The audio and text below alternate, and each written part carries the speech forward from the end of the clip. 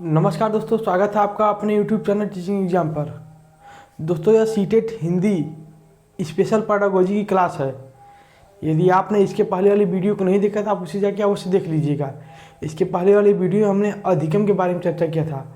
अधिगम की परिभाषा, अधिगम से तात्पर्य, अधिगम का अर्थ, अधिगम की विशेषता, अधिगम की प्रक्रिया, अधिगम के प्रकार।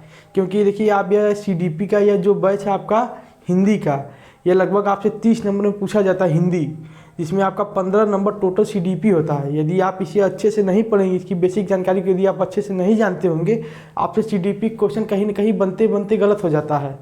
आपसे CDP क्वेश्चन बन नहीं पाता है। यदि आप CDP मेरे साथ जुड़ के यदि आप अपनी तैयारी बेसिक से कर लेते हैं, मैं गारंटी देता हूँ आपको 15 में से कम 13 नंबर आप अपना CDP हल करके आएंगे।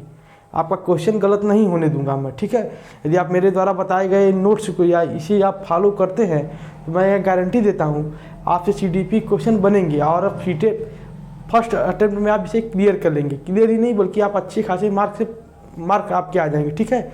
चलिए आइए, तो ज़्यादा बात न करते आपकी क्लास शुरू करते हैं। देखिए, कल हमने अधिगम एवं अर्जन के बारे में पढ़ लिया था। इसकी विशेषता, महत्व, परिभाषा, इसकी प्रक्रिया जो भी था हमने पढ़ लिया था। यदि आपने नहीं देखा तो उसे आप डिस्क्रिप्शन में जाके देख लीजिएगा। आज हम देखिए पढ़ेंगे भाषा क्या है। विचारों की अभिव्यक्ति को भाषा कहते हैं। भाषा क्या है? विचारों की अभिव्यक्ति को हम भाषा कहते हैं। भाषा से तात्पर्य वह सांकेतिक साधन जिसके माध्यम से बालक अपने भावों व विचारों का संप्रेषण करता है तथा दूसरे के भावों या विचारों का क्या ग्रहण करता है, उसे हम क्या कहते हैं? भाषा कहते हैं। संप्रेषण में क्या होता है? विचारों का आदान प्रदान करना। आप अपनी बात किसी दूसरे कहेंगे, दूसरा कोई बात अपनी बात आपको कहेगा, उसे हम क्या कहते हैं? संप्रेषण कहते हैं। संप्रेषण मतलब क्या? एक तरह की बातचीत हो गया, ठीक है। आगे देखिए, भाषा अभिव्यक्ति के प्रकार। कि भाषा अभिव्यक्ति कितने प्रकार है? आप कहेंगे भाषा अभिव्यक्ति के 3 प्रकार है। कौन कौन है? देखिए, मौखिक अभिव्यक्ति, लिखित अभिव्यक्ति, संकेतिक अभिव्यक्ति। देखिए, मौखिक अभिव्यक्ति क्या होता है? आप किसी व्यक्ति को कुछ बोल के या कुछ कह के बता रहे हो, उसे क्या कहेंगे? मौखिक कह देंगे। लिखित अभिव्यक्ति, आप किसी व्यक्ति को कुछ लिख के बता रहे, जैसे मैं आपको क्या कर रहा हूँ, ये लिख के ही मैं आपको बता रहा हूँ, ये क्या होगी? लिखित अभिव्यक्ति हो गई। देखिए, संकेतिक अभिव्यक्ति वो अभिव्यक्ति जिसमें केवल संकेत के माध्यम से क्या आपको बता दिया जाता है। जैसे आप कहीं जाते हैं तो नो पार्किंग जोन होता है, क्या होता है? उसका संकेत बना होता है। कहीं मेडिकल की सुविधा होती है, वहाँ क्या संकेत बना होता है, ठीक है। ये क्या होती है? संकेतिक अभिव्यक्ति हो गई। देखिए, भाषा का अर्जन सीखने की सहज प्रक्रिया है। भाषा का अर्जन सीखने की क्या सहज प्रक्रिया है, जहाँ बच्चे अपने परिवेश में रहकर दूसरों का अनुकरण करके क्या करते हैं? सीखते हैं। देखिए, भाषा का अर्जन क्या है? एक सहज प्रक्रिया है, जहाँ बच्चे क्या अपने वातावरण में रह के दूसरों से क्या करते हैं? अनुकरण करके उनका सीखते रहते हैं। देखिए, भाषा अधिगम का सिद्धांत, यह क्वेश्चन मोस्ट इंपॉर्टेंट है, इसे आप नोट कर लीजिए, क्योंकि यह सीटेट में कई बार क्वेश्चन पूछा गया है और आपके एग्जाम में भी कहीं ना कहीं देखने को मिल सकता है। पूछा जाए भाषा अधिगम का सिद्धांत किसने दिया है, आप क्या कहेंगे? चॉम्स्की ने दिया है, ठीक है। भाषा अधिगम का सिद्धांत आप यहाँ पे लिख लीजिए।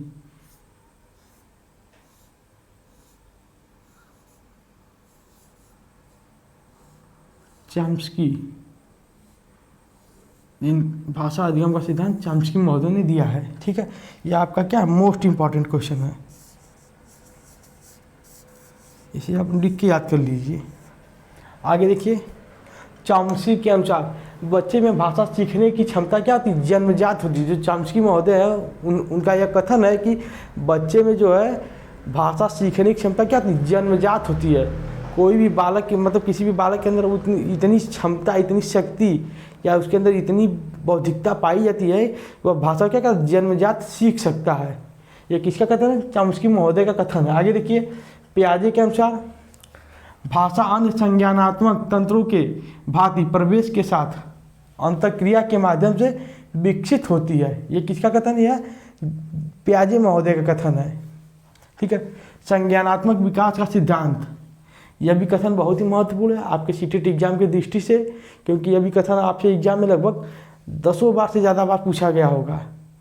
यदि आप इसे अच्छे से पॉइंट बना के नोट कर लेते बहुत ही अच्छी बात होगी, क्योंकि आपसे भी कहीं ना कहीं पूछा जाए, यह भी क्या बहुत ही महत्वपूर्ण है। अब बाकी यह जो चॉम्स्की महोदय का यह कथन है, यह भी आपसे एग्जाम में लगभग 10-15 बार भी पूछा गया है, इसे भी आप अच्छे से नोट करिए, क्योंकि कहीं ना कहीं यह क्वेश्चन आपके रिपीट होने वाले ये प्रश्न है। ये क्या है, ये सदाबहार प्रश्न जो बार बार रिपीट होते रहते हैं। देखिए, संज्ञानात्मक विकास का सिद्धांत कौन दिए? जीन पियाजे।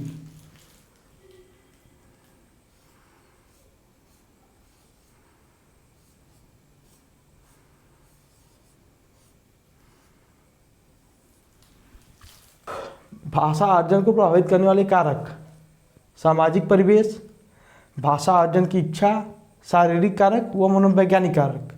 इस प्रकार से 4-5 कारक है, आप इसे ध्यान में रखेंगे। यदि आपको 1-2 कारक और लिखना हो तो आप इसमें बढ़ा के लिख सकते हैं, जो भी आपको समझ में आ रहा है। ठीक है, यहाँ तक जो आपका यह भाषा वाला जो चैप्टर था लगभग उसे मैं आपको समेट दिया हूँ एक ही वीडियो में। ठीक है, आइए कुछ क्वेश्चन इसे मैं आपको दे देता हूँ। देखिए, भाषा अर्जन है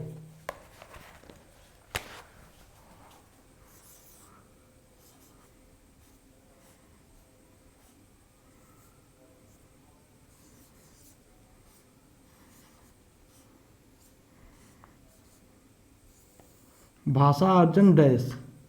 अब आपके सामने 4 ऑप्शन दे दिए गए हैं, A, B, C और D। देखिए, आपसे यह क्वेश्चन सीटेट एग्जाम में क्वेश्चन आया भी हुआ है या आ भी सकता है। भाषा अर्जन डैश शिक्षक की उपस्थिति में होता है, भाषा कक्षा में संभव है, सहज एवं स्वाभाविक क्रिया है, प्रयासपूर्ण होता है। अभी मैंने आपको पढ़ाया है क्या है, भाषा क्या है? एक सहज एवं स्वाभाविक क्रिया है। भाषा का अर्जन सहज एवं स्वाभाविक क्रिया है। यहाँ पे आपका सही ऑप्शन सी होगा। आप कहेंगे ऐसे कैसे हो गया? देखिए, मैंने आपको यहाँ पे पढ़ाया है, भाषा का अर्जन सीखने की सहज प्रक्रिया है। भाषा का अर्जन सीखने की सहज प्रक्रिया है। तो भाषा का अर्जन कैसे प्रक्रिया है? सहज एवं स्वाभाविक प्रक्रिया। आप इस पर टिक करेंगे। ठीक है, सीटेट एग्जाम आपके क्वेश्चन इसी प्रकार बनते हैं। यदि आप पेडागोजी नहीं पढ़े होंगे तो आप क्वेश्चन को नहीं कर पाएंगे। ठीक है, आप मेरे द्वारा दिए गए नोट्स को आप फॉलो करिए और प्रीवियस ईयर पेपर को आप लगाते रहिए। यदि अब तक आपने कोई प्रीवियस ईयर पेपर नहीं लिया है तो आप अपना प्रीवियस ईयर पेपर कोई न कोई खरीद लीजिए, जिसमें 2021 का मॉडल पेपर इंक्लूड हो। आप यहाँ पे पेडागोजी पढ़ते रहिए और वहाँ पे अपना पेपर सॉल्व करते रहिए। ठीक है, तो मैं आज का वीडियो में यहीं पे समाप्त करता हूँ। फिर मिलूंगा अगले वीडियो में। तब वीडियो देखने के लिए आप लोग का बहुत बहुत धन्यवाद।